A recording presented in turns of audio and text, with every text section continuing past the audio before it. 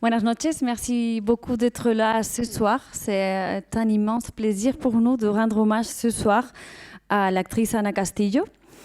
Nous rendons cet hommage en partenariat avec la Fondation AISRE, qui est la fondation qui soutient le travail des acteurs en Espagne et qui est partenaire du festival depuis les débuts. Et ce soir, on a aussi les personnes représentantes d'AISRE qui viennent tous les ans. Merci d'être là aussi. Gracias. Mario Pardo, merci.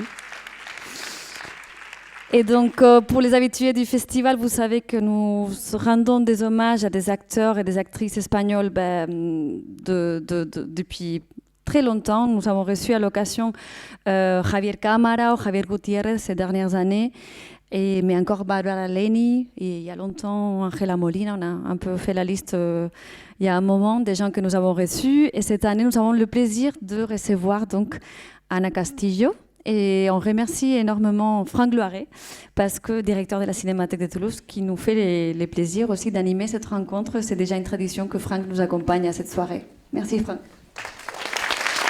Merci Ana. Et on accueille très chaleureusement Ana Castillo.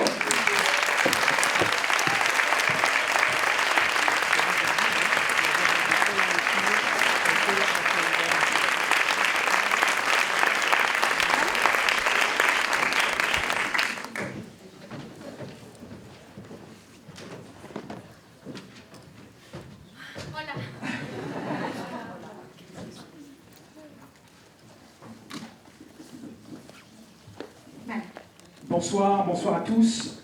Merci Ana d'être avec nous ce soir. C'est un grand honneur d'accueillir Ana ce soir à la Cinémathèque dans le cadre donc de Cinéspania. C'est toujours un plaisir de rencontrer ici à la Cinémathèque celles et ceux qui font le cinéma aujourd'hui. C'est toujours très important de les rencontrer, de leur poser des questions. Et là, vous allez avoir la chance de pouvoir poser des questions directement à Ana. Et je sais qu'elle vous répondra avec grand plaisir. C'est une chance, dans le cadre d'un festival, d'être proche de ceux qui nous font vibrer à l'écran. Et ce soir, on a beaucoup de plaisir à découvrir, ici, sur cette scène, Ana qui, depuis quelques années, s'est imposée comme une des actrices phares du cinéma et de cette nouvelle génération d'actrices espagnoles.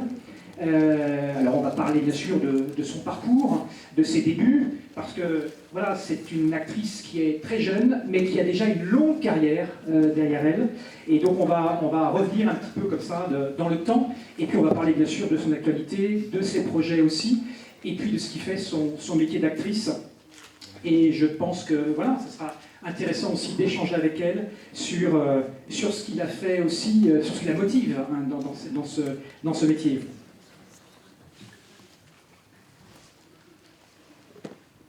Et bien voilà, on va commencer avec une vidéo. Donc on commence en images, Ana Castillo en images, avant d'échanger. No repetirá jamás, 1000 años no me alcanzarán. 4x4 y vigilan 2 cambios. Para borrarte y olvidar. Y ahora estoy aquí, queriendo convertir los campos en ciudad, mezclando el cielo con el mar. Sé que te dejé escapar, sé que te perdí, nada podrá ser igual. 1000 años pueden alcanzar, 1000 años pueden alcanzar, para que pueda perdonar. Estoy aquí, queriéndote, ahogándome de fotos y cuadernos, entre cosas y recuerdos que no puedo comprender. Estoy enloqueciéndome, cambiándome un pie por la cara mía, esta noche por el día, y que nada le puedo yo hacer. ¡Oh! ¡Basta!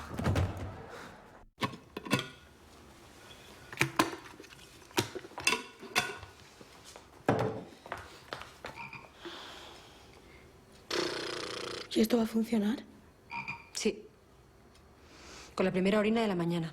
No, sí, llevo aguantándome toda la mañana. Pues venga, orina. ¿Aquí? 150 libras a la semana con comida y alojamiento incluido. Solo tengo que pagar el viaje. ¿Qué ¿Qué viaje? ¿Qué dices? A Londres. Vas a tomar el pelo a mí, tía. Te lo digo en serio, no me lo vas a tomar, ¿eh? Me cago en Dios, ¿eh? Te lo digo en serio, ¿eh? No voy a parar cuando me... ¡Escúchame, escúchame, escúchame! ¿Sabes lo que me dijo la enfermera? Yayo. Que lo último que se olvidan son las canciones.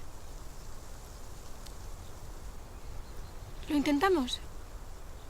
¿Y la niña conoce la zona? ¿Conoce algún vecino, algún amigo? No. ¿Hay algún sitio que La frecuente? niña tiene 5 años, la niña va conmigo, no...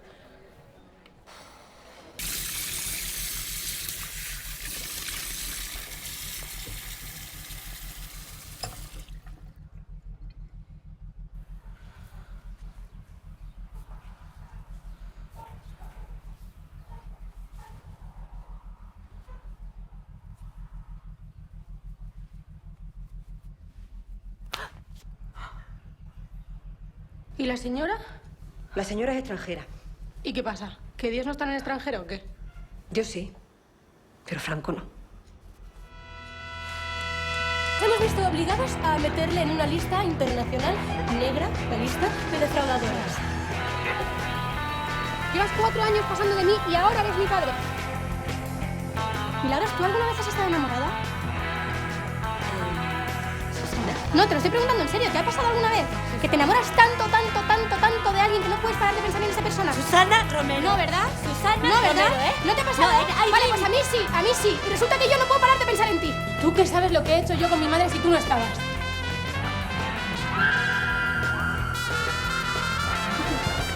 Ellas tienen más práctica. Cuidado, Nico, si te da miedo te bajas.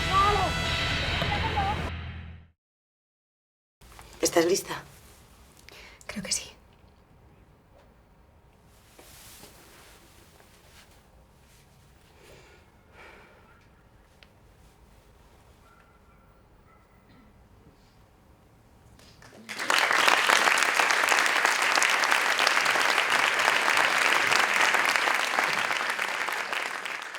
Voilà la carrière d'Anna Castillo en quelques minutes.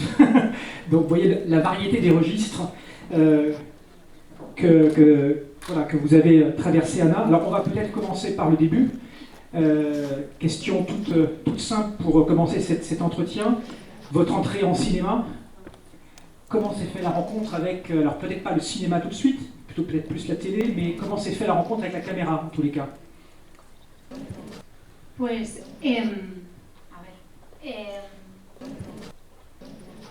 yo siempre me había gustado mucho el mundo de la interpretación, no sabía que iba a ser algo factible, no sabía que me iba a poder dedicar, pero a partir de los 14, más o menos, empecé a hacer alguna prueba, como para películas.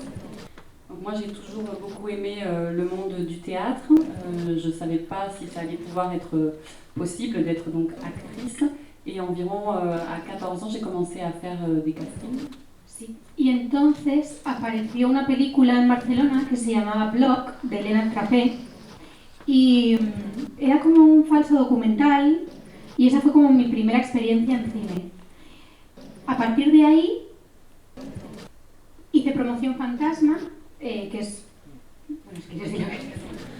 Donc il y a d'abord eu Block de Elena Trapé qui était une sorte de documentaire et ça a été mon premier film donc de cinéma. Ensuite Opération Fantasma. Y a partir de ahí no sé cómo pasó, yo seguía estudiando, empecé la universidad, empecé a hacer psicología, pero de repente empezaron a llamarme como para hacer una serie diaria en Madrid. Y me fui a Madrid y la cosa se fue dando y cuando tenía 20 años me di cuenta de que me estaba dedicando. Et donc ensuite j'ai commencé mes études, j'ai commencé des études de psychologie, mais on a commencé à m'appeler pour faire des rôles et en particulier on m'a appelé pour faire une série qui devait tourner tous les jours à Madrid, donc je suis partie à Madrid et finalement à 20 ans je me suis rendu compte qu'en fait j'étais j'étais actrice. Y hasta ahora. Et jusqu'à aujourd'hui. Alors est-ce que c'est la série dont parle Anna, est-ce que c'est Docteur Matteo, c'est ça? Ah, sí. C'est ça, c'est celle-ci? Ou c'était avant? Sí, la serie de Doctor Mateo fue mi primera serie de televisión y yo tenía en la serie 16, 17. Sí, es como que a partir de los 14, 15 empezaron a pasar cosas mientras yo seguía estudiando. Docteur Matteo a été la première série dans laquelle j'ai joué, j'avais environ 16-17 ans, et à partir de ce moment-là, j'ai commencé à jouer de façon régulière, alors que tout en étudiant en même temps. Alors certains ont peut-être vu juste avant la rencontre les Tournesols sauvages, puisque le film a été diffusé ici juste avant, et vous verrez ensuite si vous avez réservé votre place, parce que je crois qu'il y a beaucoup de monde, Holy Camp, qui sera montré juste après. Mais je reviens sur peut-être un film majeur de votre carrière, puisque c'est peut-être aussi un des tournants de votre carrière, enfin c'est vous qui allez nous le dire, sur ce film L'Olivo, d'Isiar Boleyn, en 2015-2016. Alors est-ce que vous avez, vous aussi, qu'est-ce que vous avez senti à ce moment-là? Est-ce que pour vous, justement, c'est un film qui a changé le cours de votre carrière? Est-ce que vous avez touché, grâce à ce film, aussi un autre public, peut-être plus large? Claro, para mí El Olivo fue un punto de inflexión porque era la primera vez que una directora, en este caso Iciar Bollaín, una directora importante en España, confiaba en mí como para darme un papel protagonista. O sea, yo llevaba como unos años trabajando de manera más esporádica y de repente hubo una directora y haciendo series y haciendo alguna película y tal, pero de repente Iciar me dio un personaje protagonista. Entonces para mí fue la primera vez que yo sentía la responsabilidad de cargar con una película. Y ahí tenía hice la película con 20, 21. Donc oui, ça a été un film important parce que ça a été la première fois qu'une réalisatrice, et donc Iciar Bollaín, m'a confié un rôle comme protagoniste. Ça faisait déjà un moment que je jouais, mais voilà, dans des séries, dans des films, mais jamais on m'avait donné cette responsabilité en fait de porter un film entier. Alors c'est un film qui a vu l'Olivier? C'est un film qui a très bien marché en France. Eh oui, c'est un film qui a très bien marché en France, c'est pour ça que je vous interroge là-dessus. C'est un très beau conte, on va dire un conte écologique. Et Anna dans ce film joue une jeune femme assez rebelle qui va remuer des montagnes pour retrouver l'Olivier qui a été arraché à son grand-père. C'est une histoire vraiment très très forte, magnifique. Et Anna a remporté d'ailleurs un Goya pour ce film, je crois. Donc là aussi une reconnaissance de la profession. Est-ce que le sujet de ce film, est-ce que c'était important aussi pour vous de défendre ce film et ce rôle? O sea, para mí fue importante que me dieran ese personaje, porque por varias razones.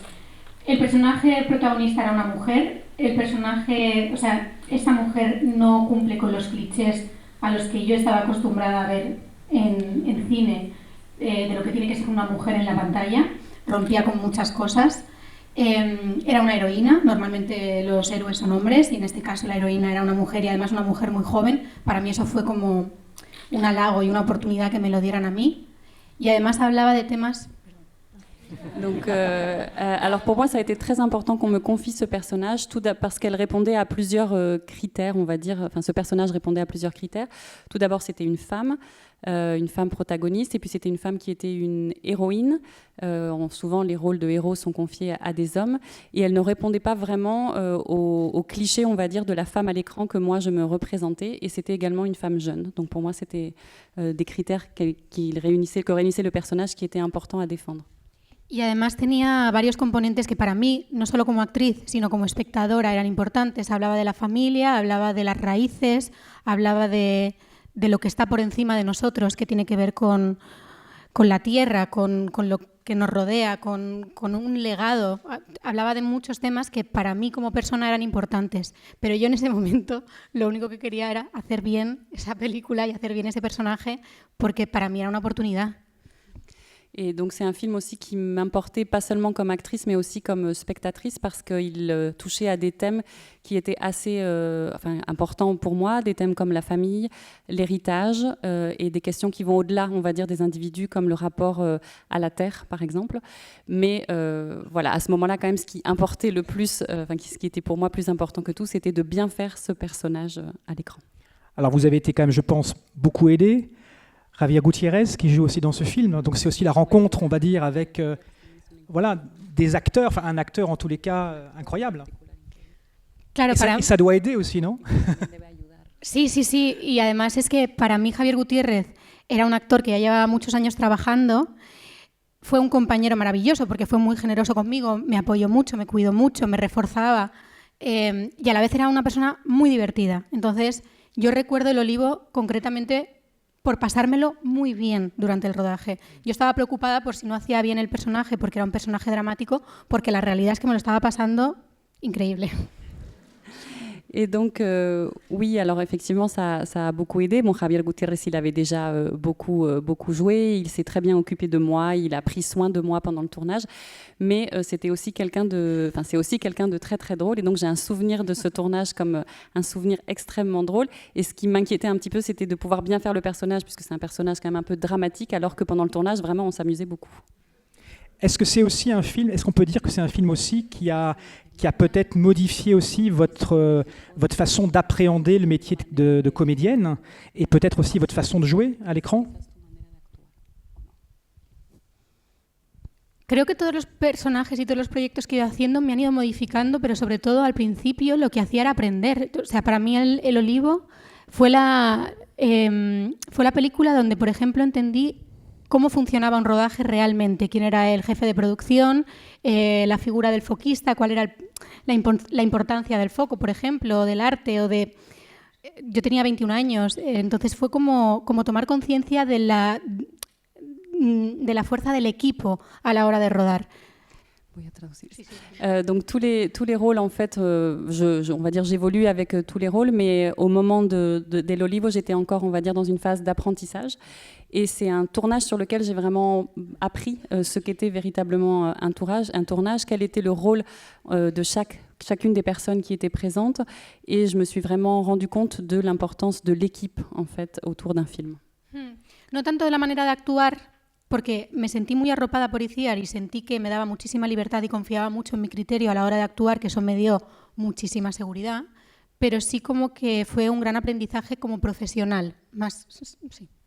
Alors, j'ai pas tant appris sur le plan, on va dire, de l'interprétation, parce que ici, Al-Wayaïn m'a vraiment fait confiance et elle m'a rassurée sur mon personnage et sur ma capacité, en fait, à jouer ce personnage comme je l'entendais.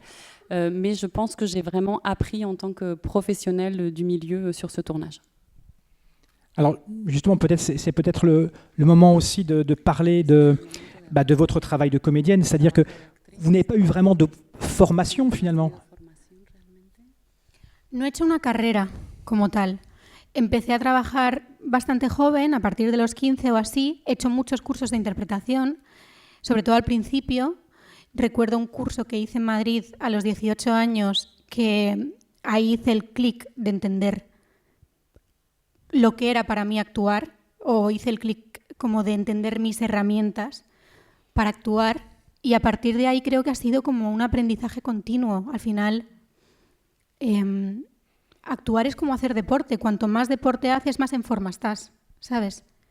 Donc j'ai pas fait des études, on va dire, d'interprétation à proprement parler. En revanche, j'ai pris de nombreux cours d'interprétation depuis que j'ai commencé à jouer à 15 ans. Et je me souviens en particulier d'un cours que j'avais pris à Madrid à 18 ans, où j'ai eu en quelque sorte le déclic et où j'ai compris vraiment quels étaient les outils dont je disposais en tant qu'actrice. Mais finalement, c'est un petit peu comme une formation continue, c'est un petit peu comme un sportif. Plus on fait du sport, plus on est en forme. Et donc c'est la même chose quand on est actrice. Alors est-ce que vous avez quand même, on peut dire, une méthode? Est-ce qu'aujourd'hui, parce que vous avez traversé beaucoup de rôles ces dernières années, est-ce qu'il y a quand même une sorte d'entrée dans le rôle, des choses que vous faites à chaque fois pour vous préparer? Je pense notamment à alors on va en reparler peut-être, mais cette série qui a un grand succès sur Netflix en ce moment, Nowhere, où vous avez un rôle extrêmement physique. Et on le voit aussi déjà dans d'autres films comme Mediterraneo par exemple. Est-ce que voilà, comment vous vous préparez à ce type de rôle?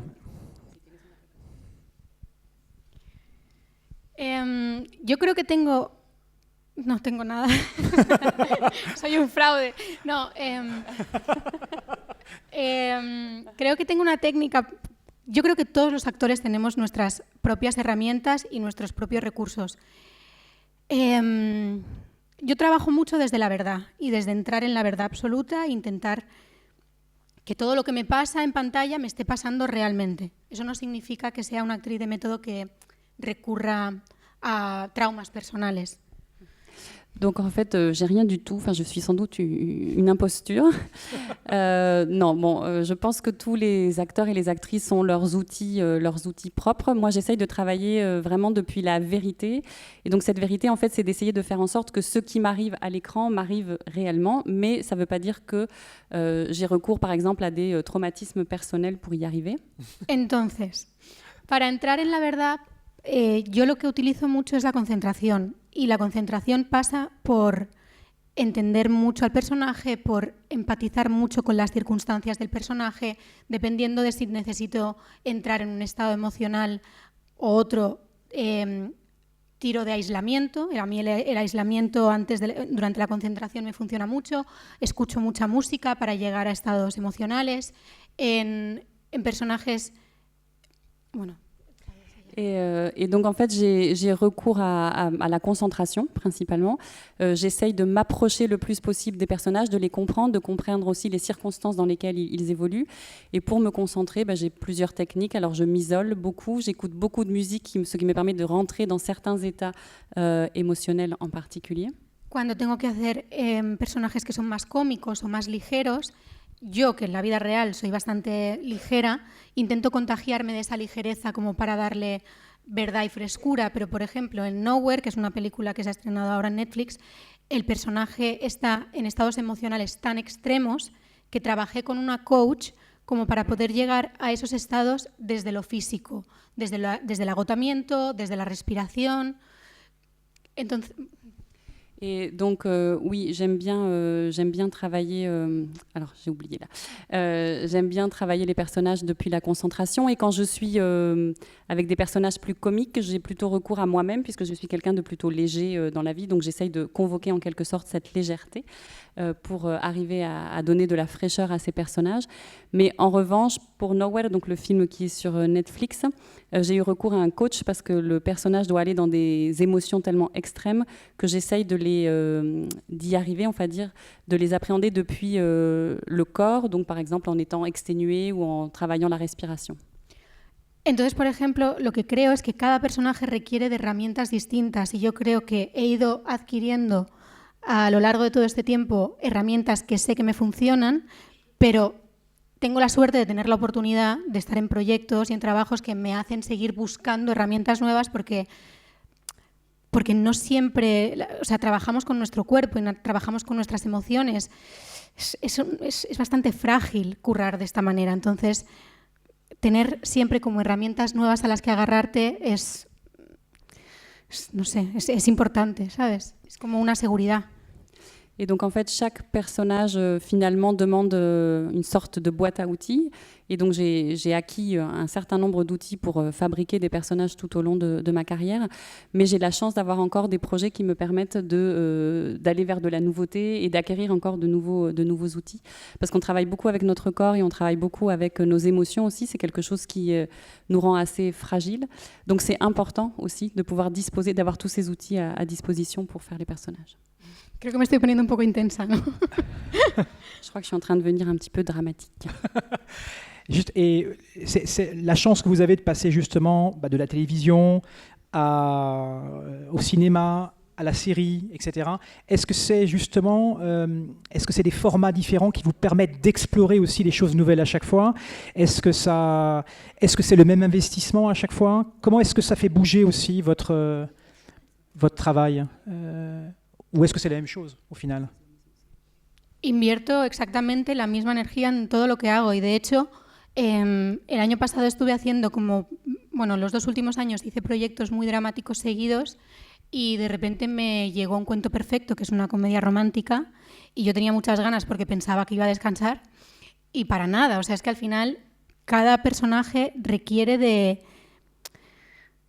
la misma energía, porque al final es un tiempo de tu vida dedicado durante un periodo muy intenso de tiempo en dar pues lo que necesite el personaje. Entonces, para mí es igual de sacrificado cada proyecto, da igual el formato que sea. Donc en fait, non, j'investis vraiment la même énergie dans tous mes projets. Et au cours des 2 dernières années, j'ai fait beaucoup de projets avec des personnages qui étaient plutôt dramatiques. Et tout d'un coup, on m'a proposé donc Cuento Perfecto, qui est une comédie romantique. Et je me suis dit, je vais pouvoir me reposer un petit peu. Et puis en fait, pas du tout, parce que finalement, chaque personnage demande vraiment le même investissement et la même énergie. Donc non, je travaille de la même façon, quel que soit le format que j'aborde.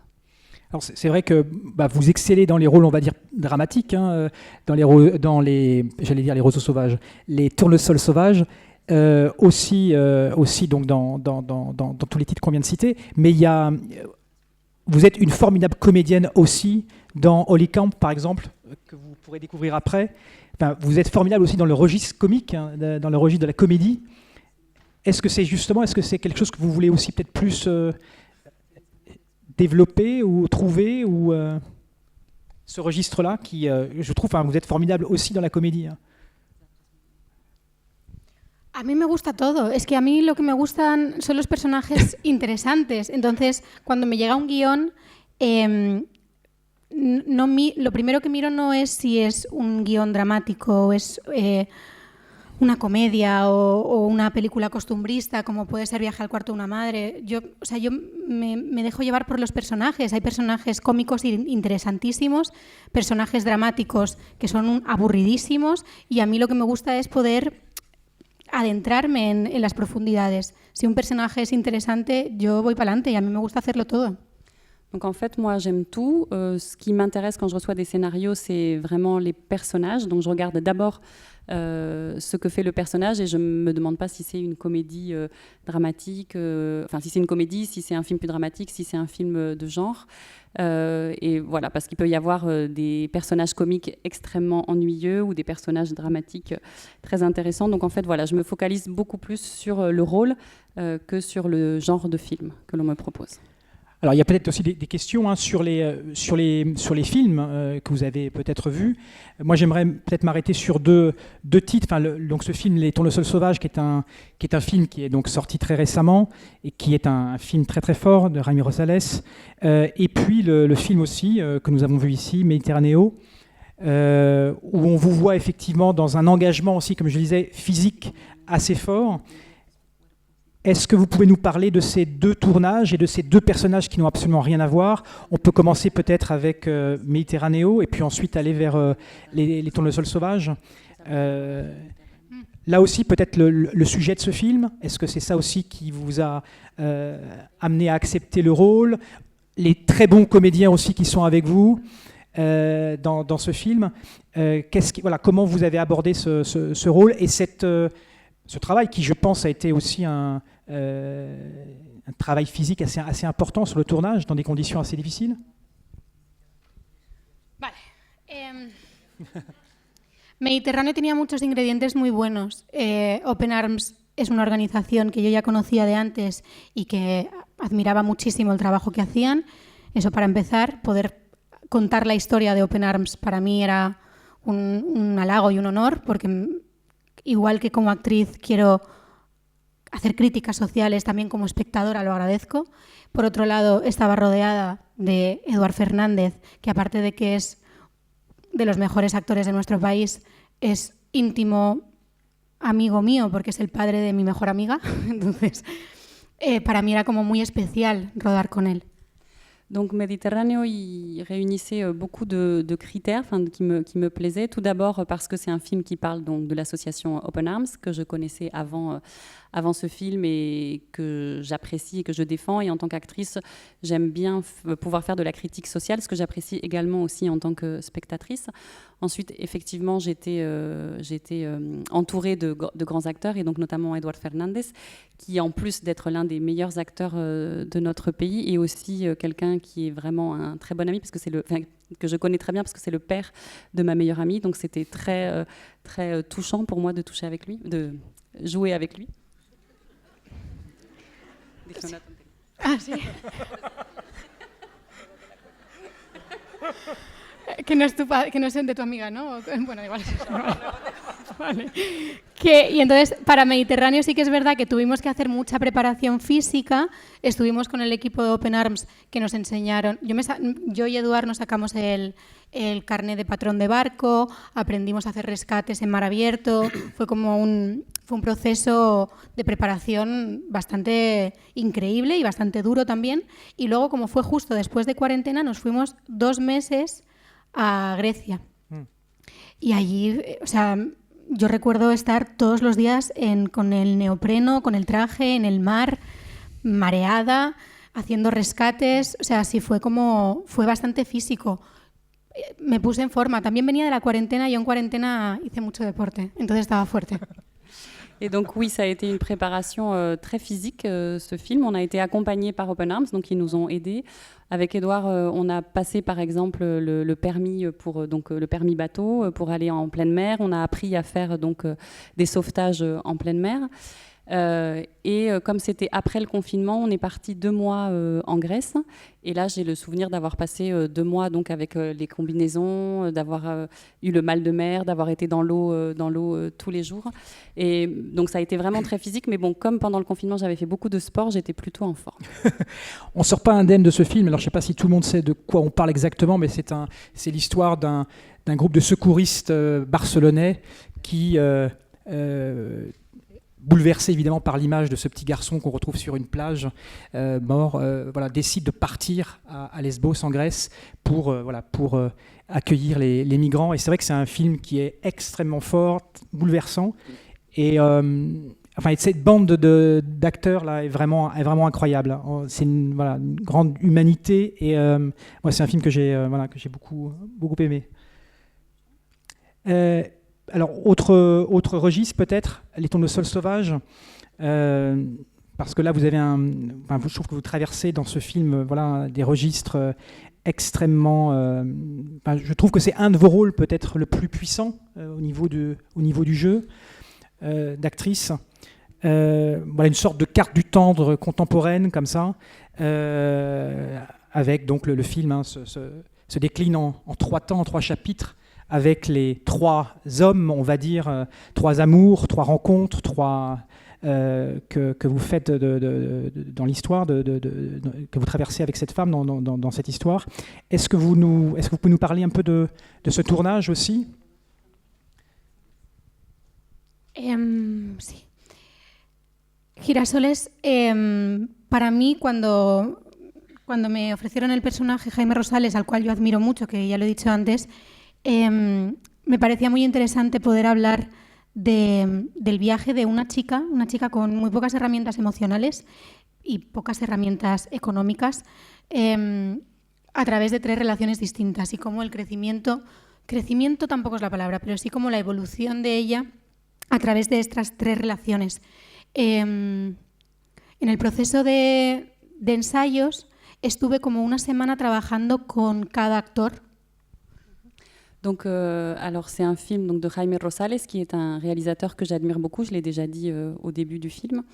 Et ce qui m'intéressait dans ce personnage, c'est de pouvoir voir comment cette jeune femme, avec assez peu d'outils psychologiques et assez peu d'outils non plus, de ressources, on va dire, psychologiques et de ressources économiques, réussissait à avancer en quelque sorte à travers chacune de ces 3 relations. Y con cada actor encontré como un color. Y creo que nos pasa también a las personas en la vida, que cada relación es distinta y nos hace ser distintos, porque al final construyes a partir del otro y a partir de la mirada del otro. Y eso es lo que me di cuenta con el personaje de Julia, que no era exactamente igual con uno que con otro. Y eso me parecía muy bonito de explorar como actriz. Et donc en fait, en faisant des répétitions avant le tournage, j'ai travaillé avec chacun des acteurs séparément. Et c'est un petit peu comme dans la vraie vie, c'est-à-dire que j'ai réussi à trouver une couleur avec chacun de ces personnages masculins, parce qu'en fait, chaque relation fait qu'on n'est pas toujours la même et qu'on peut changer en fonction de la relation. Donc ça a été important de constater ça et de travailler ça comme actrice.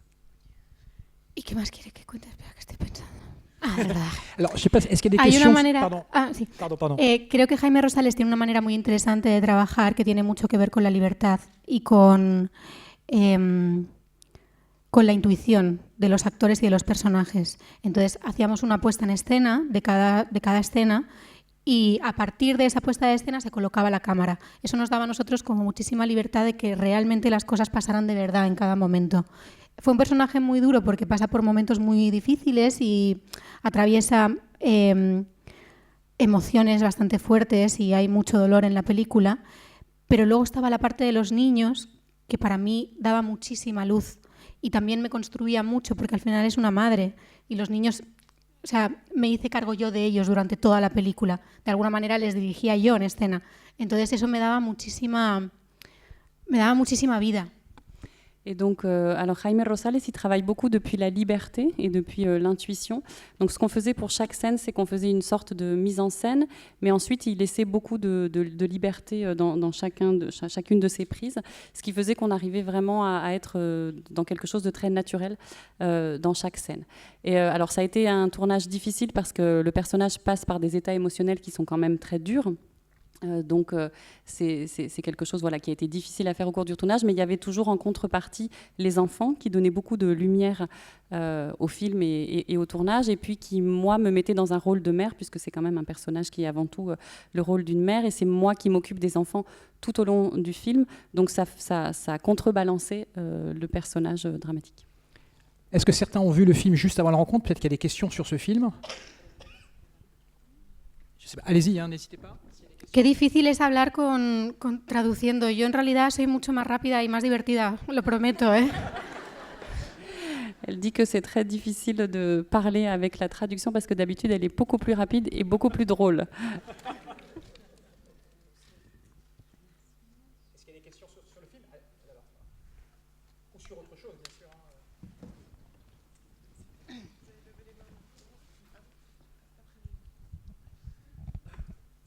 Hola, buenas noches. Antes de la película has dicho que era una película muy especial. Le micro plus proche, s'il vous plaît. Antes de la película has dicho que esta película era muy especial para ti. ¿Por qué? Donc, voy a traducir la pregunta. Avant le film, tu as dit que le film était très spécial pour toi. Pourquoi? Bueno, porque en esta película, aparte de que el personaje pasa por escenas de exigencia emocional bastantes, es un rodaje donde yo estuve todos los días y para mí era como importante estar a la altura de las exigencias emocionales que suponía estar todos los días en ese drama, por ejemplo. Pero además de eso es que es especial también con el tiempo porque yo en ese momento no lo sabía, pero adquirí muchísimas cosas de mi madre sin yo saberlo. Entonces es como que viendo la película después vi muchísimo a mi madre. Mi madre no ha sufrido tanto, pobrecita, no quiero que parezca. Pero al final los actores también tenemos las referencias que tenemos y veo mucho a mi madre, entonces como que la tengo muy presente en esta película. Donc, ça a d'abord été un film spécial parce que le tournage a quand même été très exigeant. C'est un tournage sur lequel j'ai dû être tous les jours et il fallait tous les jours être à la hauteur des émotions dramatiques de ce personnage, donc c'était pas évident.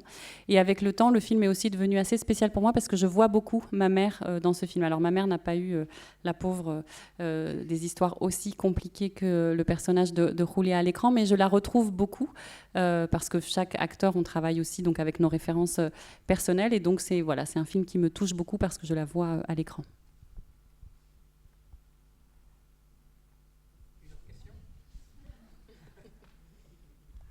Hola, buenas noches. Hola. Era para el título, Los girasoles salvajes, porque es que me pregunto por qué los Alors la girasoles. question, c'est pourquoi les tournesols sauvages? Creo que los girasoles buscan la luz todo el rato y creo que el personaje de Julia también no sabe muy bien dónde, ni cómo, ni de qué manera, pero creo que es una mujer que, aunque el sistema y el patriarcado se lo ponen muy complicado y la carga mental que lleva es muy difícil de sostener, intenta ser feliz y buscar la luz todo el tiempo. Y creo que tiene que ver con eso. Je pense que ça a à voir avec le fait que les tournesols sont des fleurs qui cherchent toujours la lumière. Et donc, en fait, le personnage de Julia, même si elle est limitée, on va dire, par le système, par le patriarcat et par cette charge mentale qu'elle a du mal à porter, elle cherche toujours cette lumière et ce bonheur. Alors, elle ne sait pas très bien où ni comment, mais elle le cherche.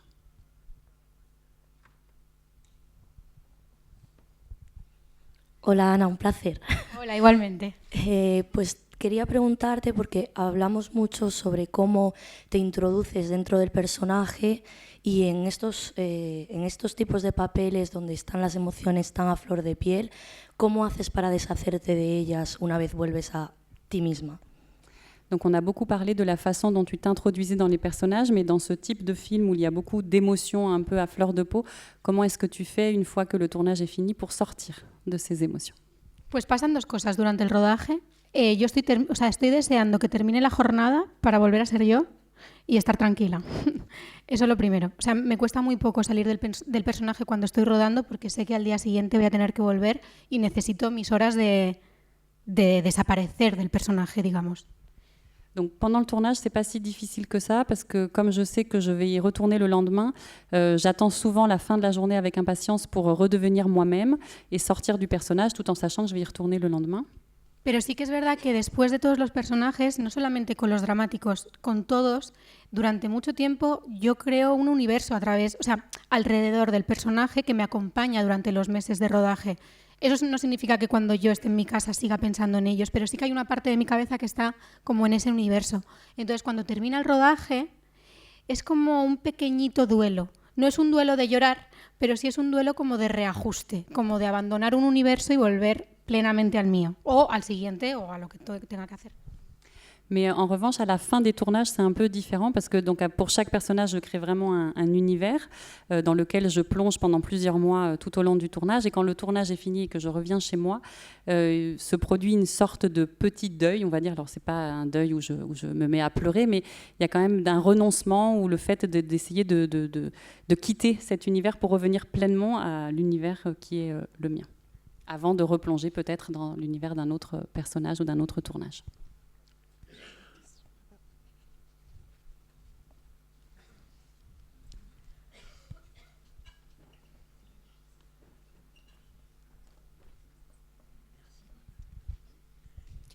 Moi, je vais poser ma question en français. Oui, justement, vous parliez de rentrer dans les personnages, sortir des personnages, mais comment s'est passé le tournage des Tournesols et est-ce que la chronologie 3 hommes, 3 villes est à l'identique quand vous avez tourné que ce que l'on voit à l'écran? Parce que franchement, la 3e séance, enfin la 3e partie, était reposante et on était heureux que c'est ce final-là qui s'impose voilà, dans le film. Donc c'est sur l'intensité, comment vous avez fait? Yo en la tercera parte lo pasé fatal, también te digo. Alors moi, la 3e partie, ça a vraiment été super dur pour moi. Sí, fue bastante cronológico y estuvo muy bien que fuera así como para que el personaje navegara en cronología. Pero para mí la tercera parte, evidentemente, es que hay algo del maltrato físico que siempre es peor que el maltrato psicológico, pero para mí la tercera parte también fue muy dura para el personaje, ¿eh? Esta cosa de sentir que no te puedes quejar porque las cosas están bien, pero en realidad tú sientes que no están bien, para mí también fue complicado. Donc oui, le tournage a été assez chronologique et c'était plutôt bien en fait de faire ce film de façon chronologique pour évoluer avec le personnage. Mais finalement, la 3e partie, moi je la trouve aussi très dure parce qu'alors souvent on voit plus la violence physique, mais dans cette 3e partie, il y a beaucoup de violence psychologique. Par exemple, le fait qu'on ne puisse pas se plaindre parce qu'apparemment tout va bien, mais soi-même, enfin, le personnage sent que ça ne va pas et qu'il n'est pas autorisé à se plaindre. Et cette violence psychologique, pour moi, elle a été très dure aussi. Hola Ana, buenas noches, gracias por estar aquí. Desde el Olivo hasta los girasoles, ¿cómo es la Ana Castillo que empieza en el Olivo, mujer fuerte, casi una niña, la heroína, a la mujer de los girasoles que se hace heroína pero a base quizás de cometer errores, ¿no? Es un personaje con luces y sombras. ¿Cómo es la Ana Castillo del Olivo y cómo llega hasta los girasoles? Has explicado que aprendes en cada personaje, pero cuenta un poquito si puedes, principio, final. Alors la question c'est quelle est l'évolution en quelque sorte de Ana Castillo depuis El Olivo, donc une héroïne plutôt forte, on va dire, voilà, plutôt dans la rébellion et dans la force, à la Ana Castillo de Girasoles Silvestres, qui est donc une femme toujours protagoniste, mais qui est beaucoup plus dans la fragilité. Et comment est-ce que s'est faite cette évolution de la Ana Castillo del Olivo à la Ana Castillo des tournesols sauvages? Mira, no sé muy bien, pero yo creo que el personaje del Olivo es una heroína antisistema. Ella se mueve por lo que siente al margen de lo que tiene que ser y al margen de lo que le han impuesto que sea. Creo que Julia es una heroína a pesar del sistema. Un sistema que le pone mucho la pierna encima y que aún así intenta ser buena madre, intenta ser feliz, intenta realizarse como profesional, intenta encontrar una pareja que la cuide y que la respete. O sea, creo que ambas son heroínas, una fuera del sistema y la otra a pesar del sistema. Y al final... Bueno, es que claro, es complicado. Et donc, en fait, je pense que dans El Olivo, Alma est une héroïne anti-système, en fait, qui vraiment, on va dire, est une héroïne depuis les marges et contre ce qu'on lui a dit qu'elle devait faire. Et à l'inverse, Julia, dans Les Tournesols sauvages, est une héroïne malgré le système. Et que même si donc ce système en fait l'enfonce constamment, elle va décider, enfin elle va essayer d'être une bonne mère, elle va essayer d'être heureuse, elle va essayer de pouvoir travailler dans ce dont elle a envie de travailler. Donc on passe vraiment d'une héroïne anti-système à une héroïne malgré le système. Y creo que también, creo que me pasa a mí como persona y creo que les pasa a los personajes en la ficción, creo que cuando eres joven tienes la sensación de que puedes con todo por parte de inconsciencia o por parte de rebeldía o por lo que sea, y cuando te vas haciendo mayor y la conciencia se te hace presente, las trabas se te hacen presentes y la inseguridad crece también, las cosas son más difíciles porque las consecuencias son mayores. Entonces yo creo que también tiene que ver con eso, la evolución, no lo sé. Et donc, c'est quelque chose qui nous arrive dans la vraie vie, mais qui arrive aussi aux personnages de fiction. C'est qu'en fait, quand on est très jeune, on pense qu'on va être capable de tout. Alors peut-être par insouciance ou par inconscience. Et puis, au fur et à mesure du temps, quand on vieillit ou quand on grandit, on se rend compte que finalement, c'est pas si simple que ça.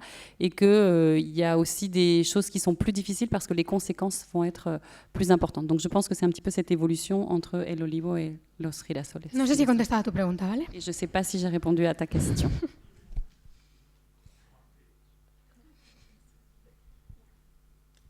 Hola Ana, me gusta mucho tu trabajo porque es muy diferente siempre y nunca se sabe dónde qué vas a hacer exactamente en las películas. Entonces, los papeles que tienes de mujeres son muy diferentes siempre y me gustaría saber si hay algún personaje que a ti te gustaría mucho interpretar porque creo que has tocado todas las temáticas posibles. No, hombre, no. Bueno, muchas de ellas, el maltrato, has hecho muchas cosas. Donc, merci beaucoup pour ce travail, Anna. Et tu as eu beaucoup de rôles très différents. Voilà, tu as un peu touché, on va dire, à toutes les thématiques possibles de personnages féminins. Et je voudrais savoir s'il y a un rôle en particulier que tu aimerais beaucoup interpréter. Quiero interpretar muchísimos personajes y creo que hay personajes femeninos como mujeres en el mundo. Hay muchas cosas que no he hecho y me gustaría hacer. Me gustaría trabajar también desde la forma, poder interpretar a alguien que haya existido y acercarme un poco a esa persona. Eso me parecería un reto increíble. Luego también todos mis personajes suelen ser muy buenos a nivel moral. Me gustaría interpretar un personaje menos bueno moralmente, digamos. Donc, en fait, il y a beaucoup de rôles que j'aimerais faire et je pense qu'il y a autant de rôles que de femmes sur Terre, que de personnes sur Terre. Mais il est vrai que j'ai souvent des rôles de personnages qui sont plutôt bons d'un point de vue moral. Et j'aimerais bien pouvoir jouer, avoir un jour un rôle d'une personne qui serait peut-être un petit peu moins positive ou moins bonne d'un point de vue moral. Y había otro personaje. Ah oui, et je voudrais aussi faire le rôle de quelqu'un qui a déjà existé. Donc ça m'intéresserait beaucoup de pouvoir me mettre dans la peau d'un personnage qui a été parmi nous. Hola. Bueno, ante todo, mi admiración ante todo tu recorrido Gracias. profesional. Y bueno, no tiene nada que ver con la película que están hablando ahora, pero saber qué ha sido para ti interpretar, por ejemplo, a Susana Vargas en la serie de Estoy Vivo. Donc toute mon admiration pour ton travail, et je vais parler de quelque chose qui n'a rien à voir avec ce dont on vient de parler maintenant. Je voudrais savoir qu'est-ce que tu as pensé de ton interprétation, ou comment c'était pour toi d'interpréter le rôle de Susana Vargas. Sí, oui. En Estoy Vivo. Pues es que es como complicado responder estas cosas porque todos los personajes son importantes y todos son como especiales por algunas cosas. Susana Vargas vino en un momento donde yo había hecho cine, sobre todo cine independiente, y era como la primera vez que hacía una serie de televisión, que sentía que veía mucha gente. Estaba acompañada de Javier Gutiérrez. Y fue también como, bueno, nunca había hecho de policía, y yo creo que todas queremos hacer de policías en algún momento de la vida, porque de pequeñas nos hubiera encantado ser policías también. Entonces, no lo sé, lo recuerdo como un proyecto donde fui bastante feliz y aprendí mucha parte del oficio de actriz, más allá de la profesión, sino como de oficio. Donc c'est un petit peu difficile de répondre à ces questions parce que tous les personnages sont intéressants et j'aime bien jouer chacun des personnages. Mais bon, effectivement, celui de Susana Vargas dans cette série Estoy Vivo a été aussi un personnage important. Je jouais avec Javier Gutiérrez, c'était la première fois aussi donc, que je faisais une série télévisée, et puis je jouais ce rôle de policière. Alors on a peut-être toutes rêvé d'être policière quand on était petite, et c'est aussi un tournage pendant lequel j'ai beaucoup appris sur le métier d'actrice, peut-être pas sur la profession, mais plus sur le métier.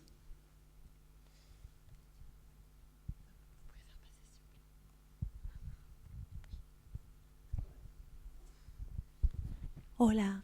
Hola. Encantada, qué guay. Gracias. Qué guay verte.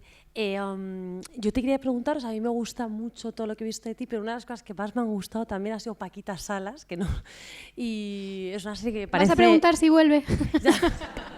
No, porque ya escucho las entrevistas que basta de preguntar eso.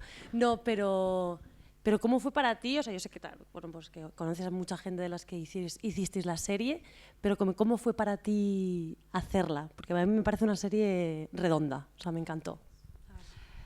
Donc c'est super de te voir ici, Anna. Alors j'aime beaucoup tout ce que tu fais, mais j'avais une question sur la série Paquita Salas. Comment est-ce que tu as vécu, on va dire, le fait de faire cette série?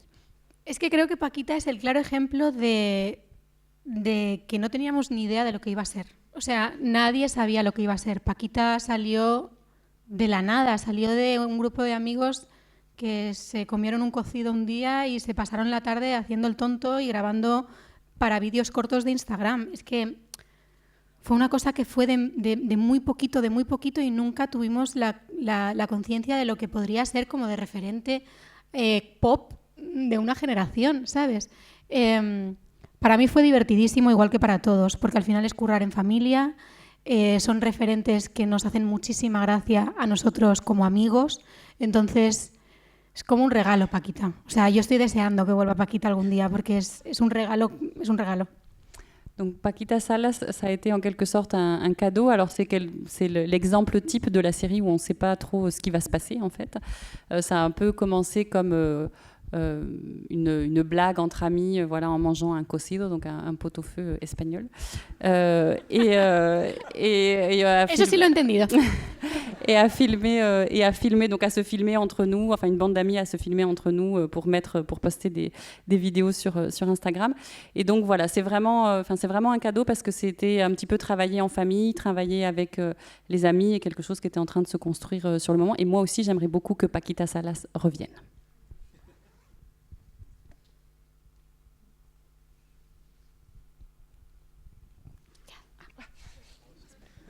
Vous le faites exprès.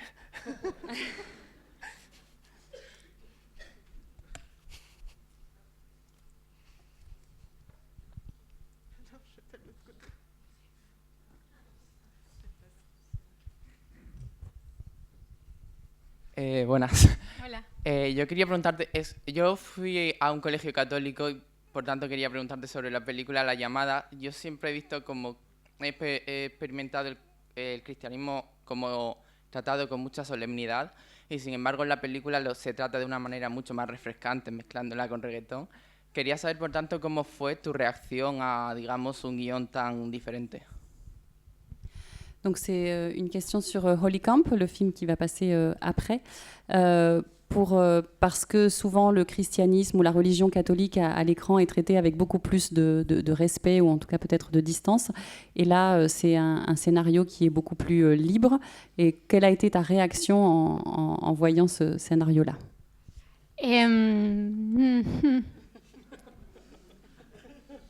Es que, a ver, yo también he ido a un colegio católico, y la religión siempre se ha tratado de una manera muy solemne, pero ya cuando leí el guión de La llamada, yo lo leí desde relativizar un poco todo este tema. Javi Ambrosi fue a un colegio del Opus y tanto él como Macarena tenían la religión como muy instalada en su vida desde pequeños. Pero creo que para La llamada la religión es un poco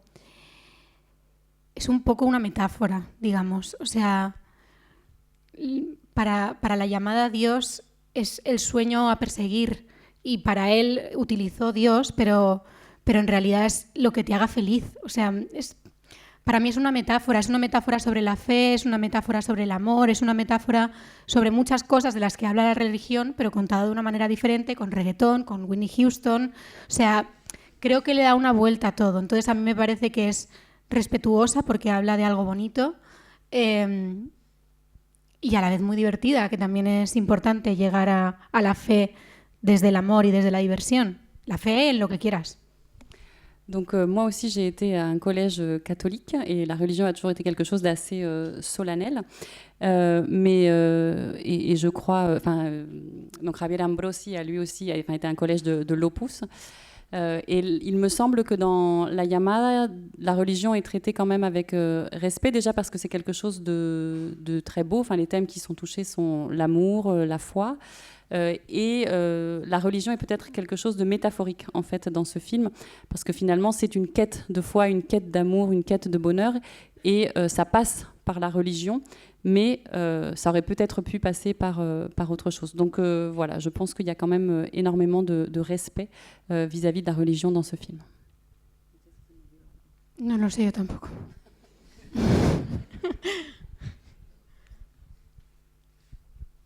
Hola, Ana. Hola. Bueno, mi pregunta iba un poco ligada con la que ha hecho la chica que estaba allí por delante. Me admiro mucho todos los papeles que has interpretado. Suelen ser mujeres que sufren de desamor, sufren también un poco de maltrato. Sufren. Sí.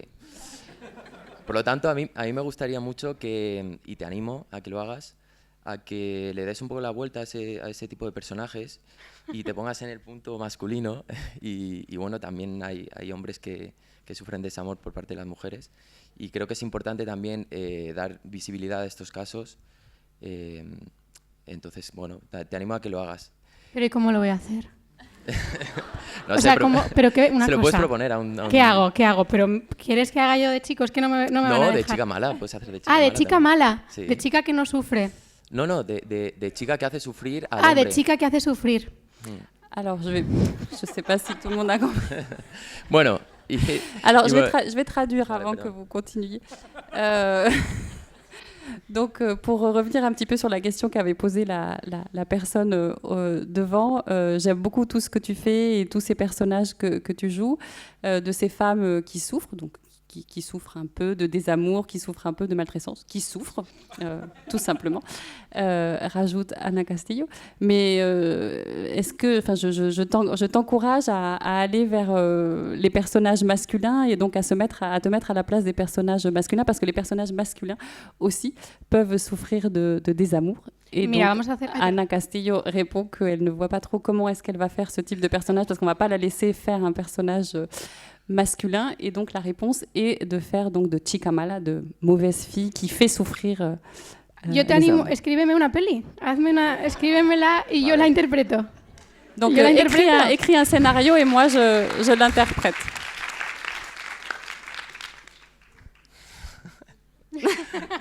Te puedo contar mi vida si quieres, te la escribo. Bueno, y si puedo hacer otra pregunta también.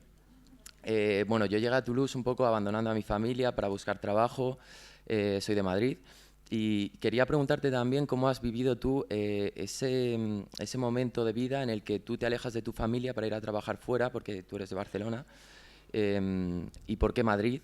¿Qué te estimula de Madrid? ¿Cómo te sientes allí? Alors moi, je suis venue travailler à Toulouse et j'ai un peu abandonné ma famille pour pouvoir venir travailler ici. Et je voulais savoir comment ça avait été pour toi aussi de quitter Barcelone pour aller travailler à Madrid. Qu'est-ce qui te stimule à Madrid? Pourquoi tu y es? Pues yo me fui a Madrid con 19 años por trabajo, porque me salió una serie diaria allí y trabajaba entre semana en esa serie y luego los fines de semana hacía la gira de La Llamada en teatro. Y para mí, a nivel personal, supuso hacerme mayor de golpe, porque tenía 19 años, siempre había vivido con mis padres, pasé a vivir sola, pasé a tener un sueldo, pues no sé, a buscarme la vida y a hacerme mayor de golpe, digamos, como todo lo que me pasaba ya dependía un poco de mí.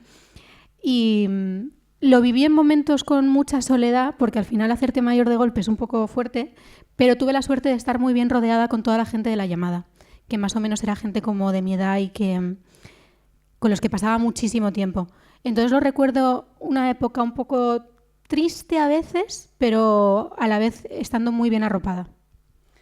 Donc moi, j'ai quitté Barcelone à 19 ans pour aller travailler à Madrid, puisque donc on m'avait proposé une série sur laquelle je tournais tous les jours pendant la semaine. Et le week-end, je faisais la tournée donc, de Holy Camp, La Llamada, qui a d'abord été une comédie musicale.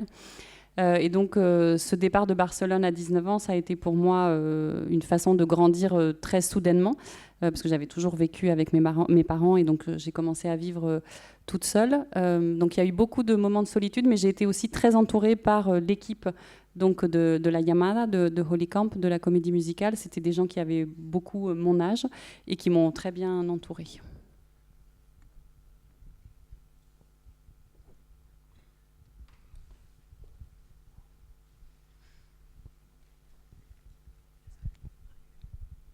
Buenas. Yo quería preguntarte que dentro del mundo audiovisual, tengo entendido que hasta ahora solamente has hecho la parte de interpretación y ¿te gustaría hacer otro tipo de rol? Donc je voudrais savoir si pour l'instant tu n'as fait que de l'interprétation, tu n'as été qu'actrice. Est-ce qu'il y a d'autres métiers des professions audiovisuelles qui t'intéresseraient? Sí, me gustaría. Me gustaría mucho dirigir en algún momento, me gustaría producir. Sí, o sea, a mí lo que me pasa es que me gusta contar historias y de momento lo que se me da bien es actuar y tengo muchas ganas de seguir actuando. Creo que en el momento en que sienta el impulso de querer contar alguna historia que no me esté llegando como actriz, intentaré tomar la decisión de hacerlo desde la dirección o desde la producción. Lo que pasa es que respeto mucho todos los roles y todos los departamentos. Entonces, tengo que tener las ganas, las fuerzas, la energía y la convicción necesaria como para ponerme a hacerlo y de momento sigo teniendo muchas ganas de poner toda esa dedicación a actuar, pero llegará en algún momento. Donc moi j'aime beaucoup être interprète et je vais continuer à être interprète pendant longtemps, mais ce que j'aime beaucoup aussi c'est raconter des histoires. Donc oui, certainement un jour s'il y a une histoire que j'ai envie de raconter et qu'on ne me propose pas, je vais sans doute la faire en tant que réalisatrice ou en tant que productrice.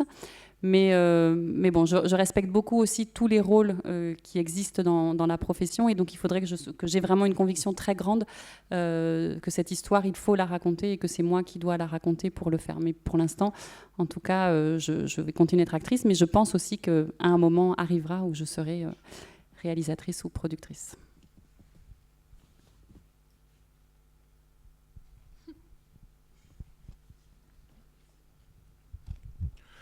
Muy rápido. Mientras llega la llamada de la dirección, si nos quieres contar cómo es el paso de la llamada del teatro, del lenguaje del teatro, a la llamada, el lenguaje cinematográfico, cómo te viste o lo que te supuso.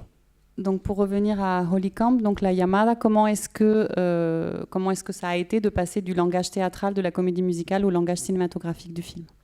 Pues es que, claro, es la película más ensayada de la historia, porque yo estuve 3 años y medio haciendo esa función antes de hacer la película.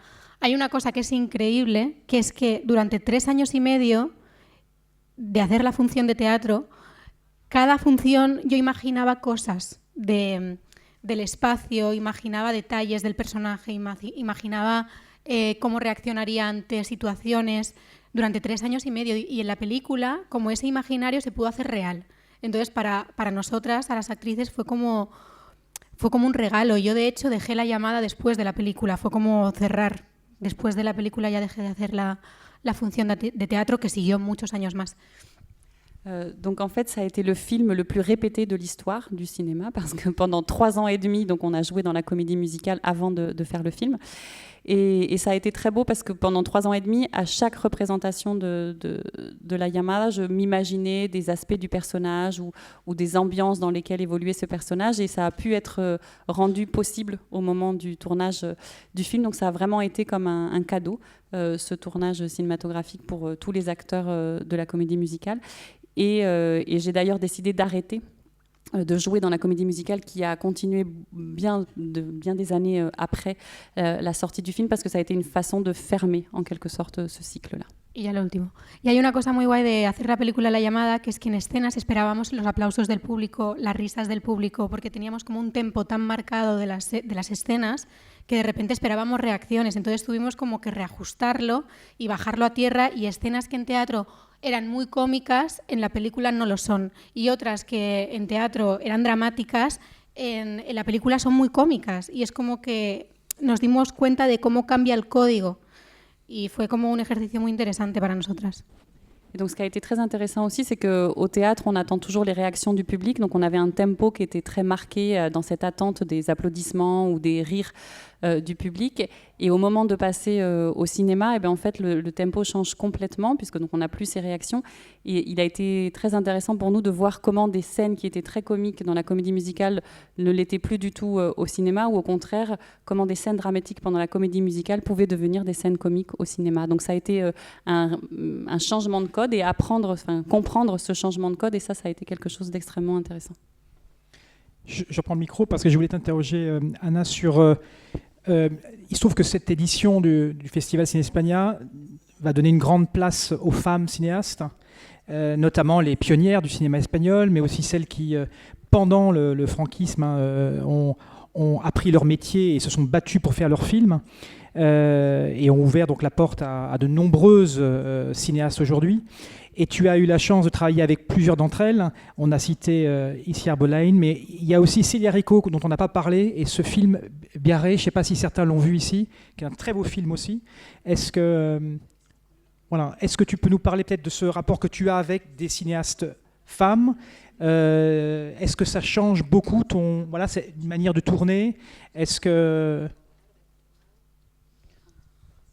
Yo creo que la diferencia entre el cine de mujeres o esta cosa de la mirada femenina, creo que tiene mucho que ver con cómo se trata a los personajes femeninos y la temática de los personajes femeninos. De repente las mujeres dejan de ser madre de, novia de, hija de, y pasan a tener sus propias historias con sus propios problemas, con matices, con profundidades y con personajes alejados de los clichés, por fin. Eso por un lado. Alors moi, je crois que ça n'a pas tant à voir avec le tournage ou la relation avec la réalisatrice, mais c'est plutôt la relation avec le personnage ou les personnages féminins eux-mêmes qui changent, parce que dans ces films de réalisatrices femmes, les personnages cessent d'être la petite copine d'eux, la femme d'eux, la fille d'eux, mais deviennent donc des personnages à part entière, et qui sont souvent très éloignés, on va dire, des clichés qu'on peut avoir sur les femmes.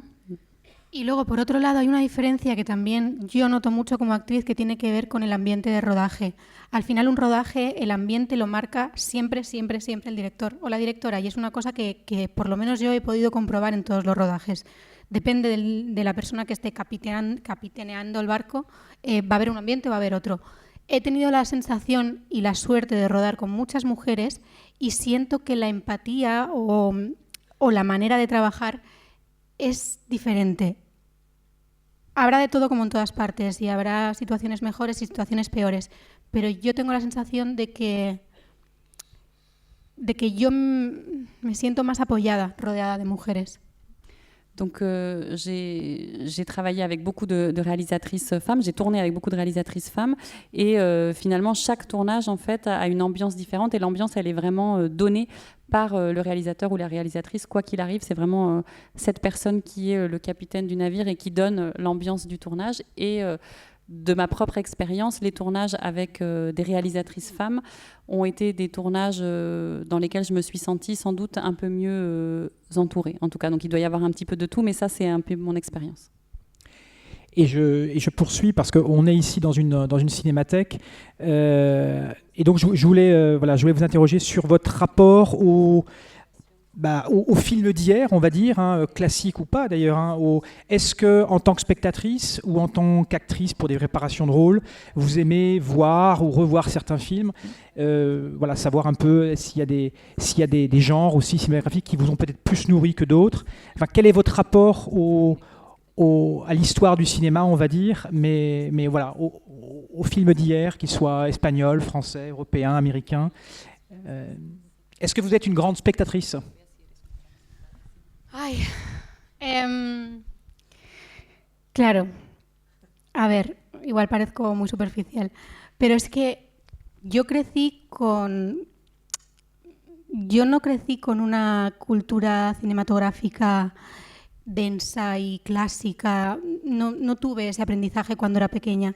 Yo crecí con los referentes del cine de los 90, de los 2000, crecí rodeada de las comedias románticas de aquella época, de los musicales, o sea, esos eran como mis referentes cinematográficos cuando yo era pequeña. Ahora, cuando quiero trabajar personajes, igual no me voy tanto atrás, sino como en películas que de repente a mí me han ido marcando durante todo este tiempo. Igual mi directora favorita del mundo es Celine Sciamma, ¿se dice así? ¿Se pronuncia así Celine Sciamma se pronuncia así? Y yo me revisito su filmografía y es actual ella. Creo que ahora mismo mis referentes tienen más que ver con un tipo de cine que busca hacer ficción distinta que con revisitar los clásicos. Donc moi, j'ai pas grandi j'ai grandi avec des références culturelles des années 90 et des années 2000, plutôt des comédies romantiques et des comédies musicales. Donc j'ai pas cette culture cinématographique très dense et très classique.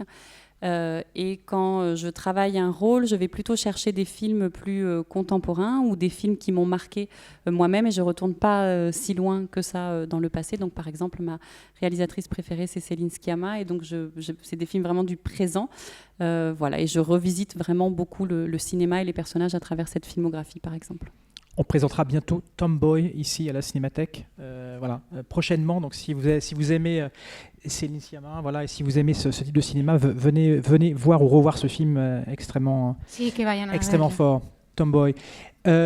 Juste pour finir, Anna, est-ce qu'on peut parler ou pas de vos projets à venir? Est-ce que vous pouvez nous révéler les projets cinématographiques ou autres? Pues este año he rodado la última película de Rodrigo Cortés, que se llama Escape. Una película, tenía muchas ganas de rodar con Rodrigo, me parece un director espectacular y es una película bastante increíble y bastante distinta a todo lo que he hecho hasta ahora. Y no puedo hablar de nuevos proyectos porque no ha salido en prensa todavía, pero va a estar todo muy bien. Donc je viens de finir le tournage d'un film avec Rodrigo Cortés qui s'intitule Escape, qui est un film assez différent de ce que j'ai fait jusqu'à maintenant. J'étais très contente parce que j'aime beaucoup ce réalisateur. Et puis il va y avoir d'autres projets, mais ça n'a pas encore été dit dans la presse, mais je peux vous assurer que tout va être super bien. Bien, alors vous allez présenter tout à l'heure Holly Camp. Donc je vous invite bien sûr à découvrir ce film. Et cette comédie absolument irrésistible. Et puis on va dire merci à Anna d'être venue ici à Toulouse, première fois à Toulouse, je crois. Es mi primera vez en Toulouse. Me está gustando mucho Toulouse. Es una ciudad muy Anna bonita. Peut voir que Toulouse est la ville la plus espagnole de France, sans aucun doute.